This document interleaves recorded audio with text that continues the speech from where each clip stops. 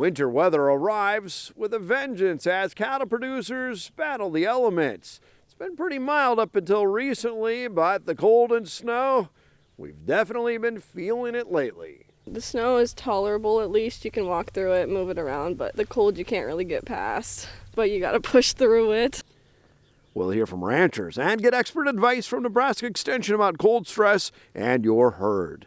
Plus, it's winter meeting season, so head back to class with some great workshops.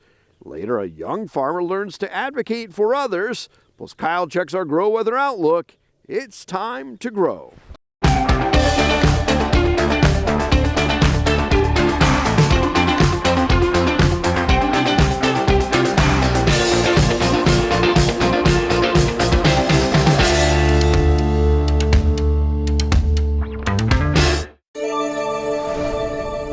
There's no snow day on the farm as cattle producers get to work. I'm Steve White near Grand Island, where producers are putting up with the elements. Chopping ice and walking across the frozen tundra. These are the sounds of winter on the ranch. Constantly chopping ice. When it's just cold, how quick does that freeze up, do you find? Oh, really fast. Even the water tank was freezing, just hauling it back and forth down the driveway. An Arctic blast brings wind chills of 20 below to the Stoltenberg farm. You gotta push through it.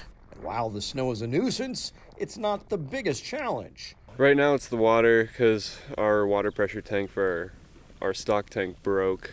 If they're not consuming enough water, they're not going to eat as much. And if they're not eating as much, they're not getting the energy that we're feeding them that they need.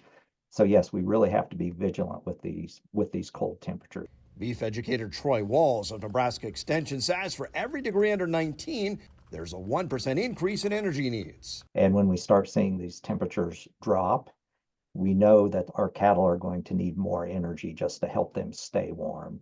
The Stoltenbergs graze their cattle on corn stalks. Research has shown benefits for cattle and crop ground. But the downside is the lack of protection from the elements, which is why Adrian and Luke moved cattle close to the home place. I had to feed hay, which is the first time this year, because they've been on stock. And there are those starting calving who have other considerations as they're trying to protect the calves they've invested a lot of resources in.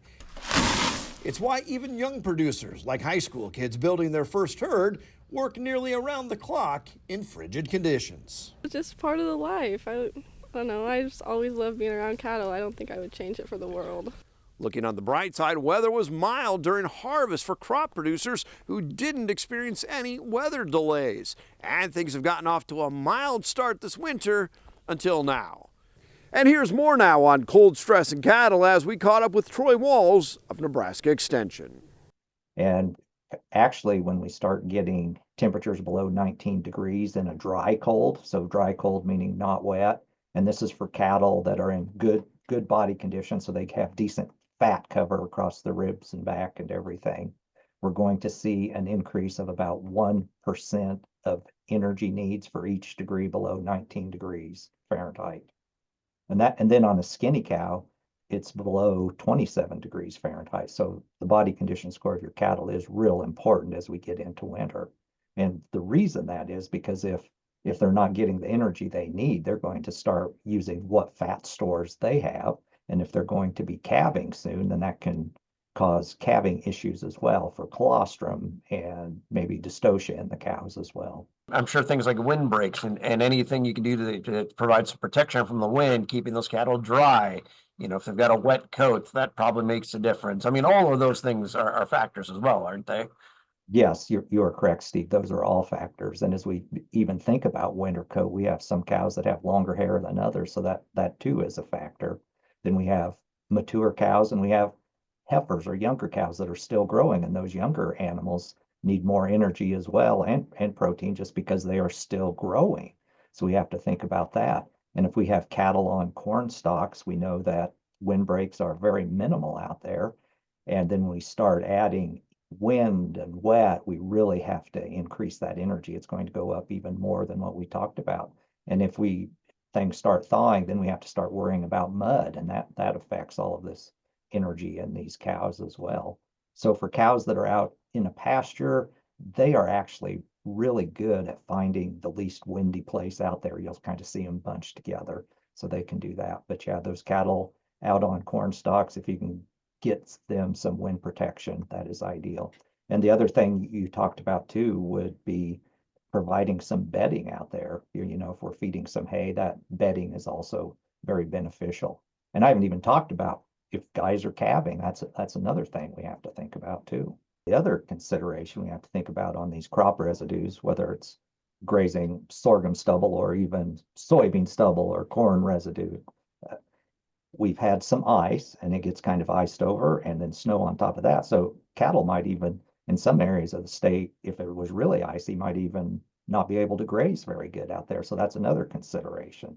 Then the other consideration too is if cattle are not getting enough water, of course, when it's cold, we have to go out and chop ice. If they're not consuming enough water, they're not going to eat as much. And if they're not eating as much, they're not getting the energy that we're feeding them that they need.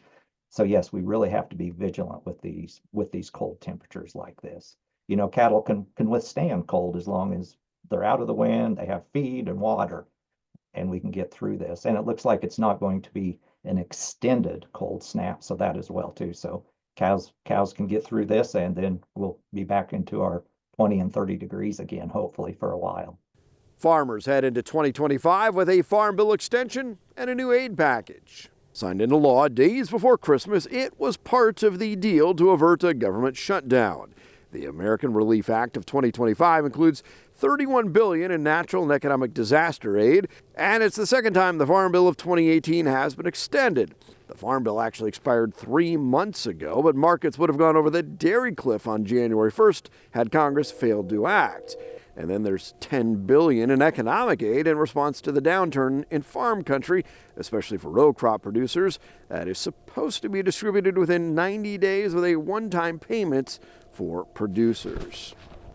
A tentative agreement avoids a port strike, and those who work on exporting egg commodities say that's good news. The agreement being finalized with the longshoremen on the ports, on the East Coast and Gulf is extremely good news. I mean, with the level of exports on the pork side, 45% of the waterborne exports are going through the East Coast and Gulf, and about 30% of the beef, of which on the beef side, some of the higher value chilled business is going through there. So obviously any snafu in supply chain is a problem, but especially on the East Coast and Gulf as it relates to some of our key pork and beef products. So yeah, very appreciative that the two sides were able to come together on a full contract.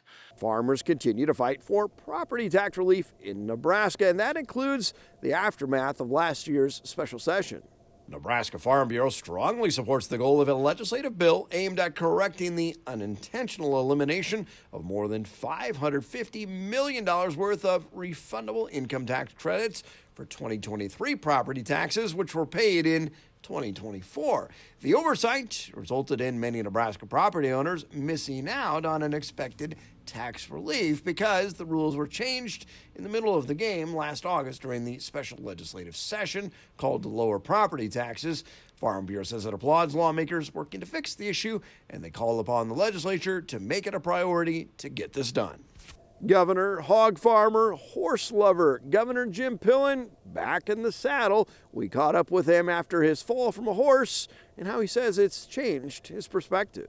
When you go through a life-giving experience, you got one of two choices. It's either going to break you or it's going to make you better. I'm a better Jim Pillen today than I was 12 days ago. You can't get tomorrow back. And so that's how I see it. And whatever's got to happen today, we better make it happen. Later, a young farmer advocates for others. And up next, some great workshops from Nebraska Extension that'll have you going back to class.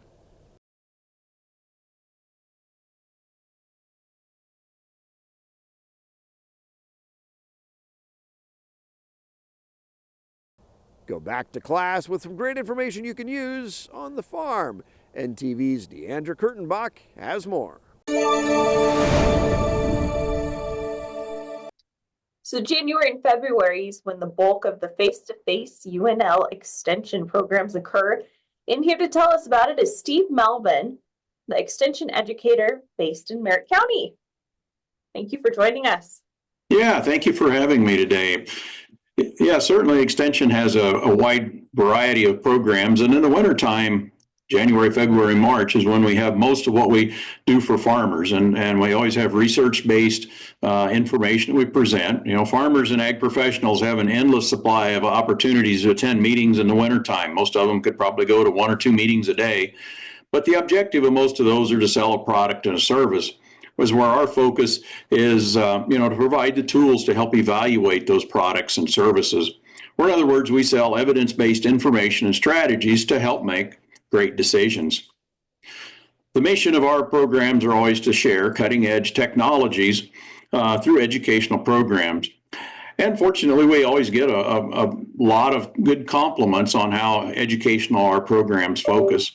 A couple of those that I might lift up is if you're with a farmer or commercial pesticide applicator, we've got those trainings coming up. If yours is due this year, plan to attend. We've got several events scheduled around the state.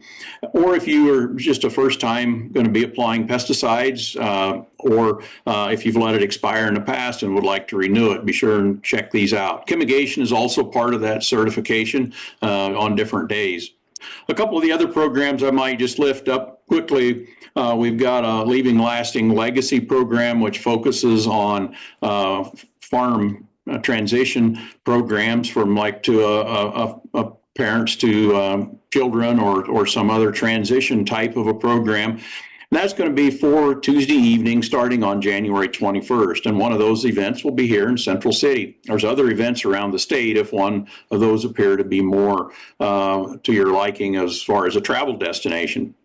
Another program is the Nebraska Soybean Production Clinic. We'll be here at Aurora on February 11th. That's going to focus on kind of all things soybean production, including soybean nutrition, agronomics, diseases, weed control, which of course this year is going to be a little bit big of a problem, a little bigger problem, and CCA credits are going to be available there. The last program I'd lift up is the Master Irrigator program that we're just starting this year in Nebraska.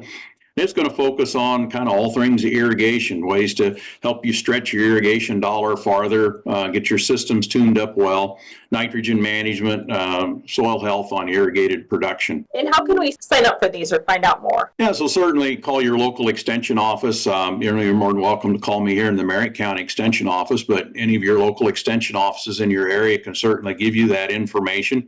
Or if you'd like to go online, you can certainly go to merrick.unl.edu and click on the page that's Merrick Agriculture by Steve Melvin. And I'd be more than happy to visit with you on the phone as well. So several ways to get in touch with us. Anything else we need to know? Well, just, get a lot of producers attending and agribusiness professionals each year, and we certainly extend a personal invitation to each and every one of you to come out again this year.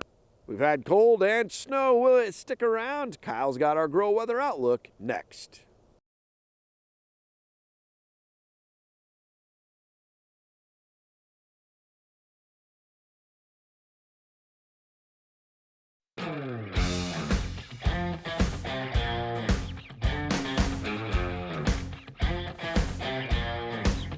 Well, the latest drought monitor that was released this past Thursday morning, and as you can imagine, still pretty dry here across Nebraska and a good chunk of Kansas too. Kind of a mixed bag here for Nebraska and Kansas. A slight improvement for the state of Kansas.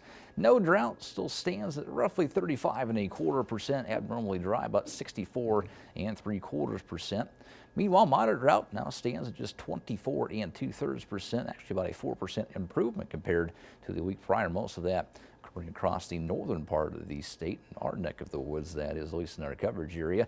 Drought monitor across Nebraska, again, actually went the other way, a little bit down here this last week, but not by too much. No drought, roughly 2.4%. Abnormally dry, about 97.6%. Both those about a 2% reduction compared to last week. Otherwise, moderate drought still stands at 84%, severe drought 46%, and extreme drought that at just over 8.15%. So all of those really the same compared to last week. As far as temperatures are concerned, starting to see that cold air move further east. And again, eastern parts of Nebraska, maybe this northeastern part of Kansas, still expecting relatively below normal temperatures, although it will warm up later this week as indicated. Those warmer temperatures expected in western areas. Of course, Kansas Southwest part of Nebraska may be expecting slightly above normal temps for the rest of January. Otherwise, precipitation-wise, looking at relatively above normal precipitation values for a good chunk of western Nebraska, northwestern Kansas there. Good to see that in the areas that kind of need that moisture. As far as the next 3 months go, most of Nebraska expecting relatively below normal temperatures, otherwise pretty average for the rest of us. Next 3 months precipitation-wise, all of Nebraska expecting relatively seasonal amounts. Otherwise, southwestern Kansas maybe a little bit on the lower end of the scale as far as precipitation totals go for the rest of the next couple of months or so.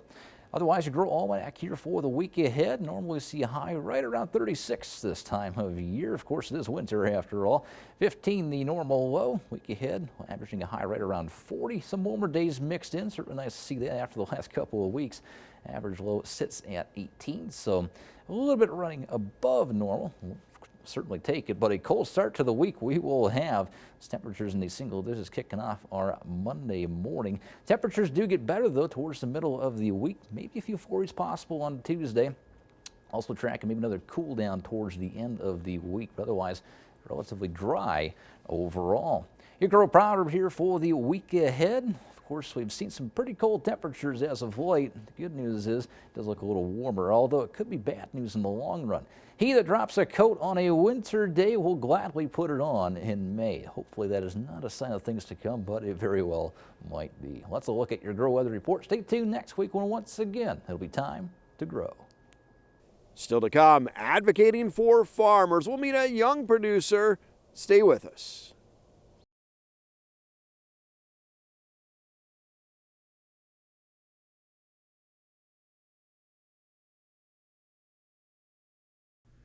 Excellence in Agriculture. Jordon Harms wears that title here at the Nebraska Farm Bureau Convention. I'm Steve White, and we are visiting here, and that must be quite an honor to receive an award like this from an organization like this. It is, Steve. It was quite the opportunity that I was asked to apply, or it was suggested that I apply, that they thought I would be a good fit for this, and I guess they thought correctly that they selected me. So I'm guessing Clay County, Nebraska, pretty typical operation? Yeah, corn and soybean row crop operation, farm with my parents, and we've got a seed sales business on the side. Yeah. So pretty typical, pretty cliche. But as I understand, though, your involvement with Farm Bureau began because of an advocacy issue. There was a water issue, and you need somebody to turn to, and you said, who can help me deal with an agency? Yeah, that's right. The old adage, farmers and pitchforks and torches and stuff at meetings doesn't work. And coming back to that first year to return to the family farm, there was some concerns that we had and a group of neighbors had on some proposed policy. And we weren't real sure how to handle this, and we tried going about it ourselves in a pretty diplomatic way, and things got fairly heated and very differing viewpoints. Water's a touchy subject, right, and natural resource, and there's a balancing act of conservation and economics and everything, and we needed some assistance. And well, you want to be armed with some numbers and some data, and you want to get beyond sometimes the emotion of it, be able to say, hey, we can quantify the harm if you go down this path. I mean, was that kind of a situation? Yeah, show us the science. What do we need for irrigation, for economic viability? What do we need for top crop production? And sustainability on that aspect, and then also, what are the impacts on the local economy if we get this wrong? Yeah, it goes to show that I think sometimes in agriculture, people you're an independent business, you do your own thing, but did that show you that there is value in coming together with an organization and working towards a common good? Because on your own, taking on an issue, whether that's with your local NRD or with the state legislature, you've got to have other people working together. It really is a community project. We all farm, and there's competition in the area for production, and whether it's corn and soybeans or livestock or other ag commodities, there's certainly competition, but there's also got to be a sense of community that we're all in this together, and it's us versus maybe the corporate America or the people that don't like ag or just don't understand what we do and why we do it. That's probably the biggest concern, that we got to do a better job of telling our story so that we're able to help others understand. So your relationship with Farm Bureau began with a phone call dealing with this one particular issue, and now years later, here you are receiving an award. You get voluntold things after a while of what to do, and I've enjoyed it every step of the way, that you just become more and more active every year from starting with just some economic information, YF&R over the last years. Now I'm on SLPC, the State Legislative Policy Committee, so that we're filtering and kind of taking recommendations from the rest of the members on issues that are concerning their neighborhoods. Like, that's probably the biggest eye-opening thing, is everything that is going on that we're not aware of. That everybody can't be experts on everything, and if people can kind of focus on their local issue and bring attention to that, then as a state and a national ag organization, we're able to kind of divide and conquer on these things. And bottom line, when you think about it, agriculture is the economic engine that drives Nebraska. Yet producers, even in a state like this, are by far in the minority of the population. So you have to kind of amplify your voice, and this provides that opportunity. Absolutely. Well, good to visit with you, and congratulations on your award. Thank you, Steve. Congratulations, Jordan and his fiancee, Kelsey, whom he met through Nebraska Farm Bureau. Well, it's been a cold one. We hope you're staying warm, but also being mindful of those animals. We know it's your livelihood, and you'll be out there whatever the weather. And we'll see you back here again next time as we see how agriculture makes Nebraska grow.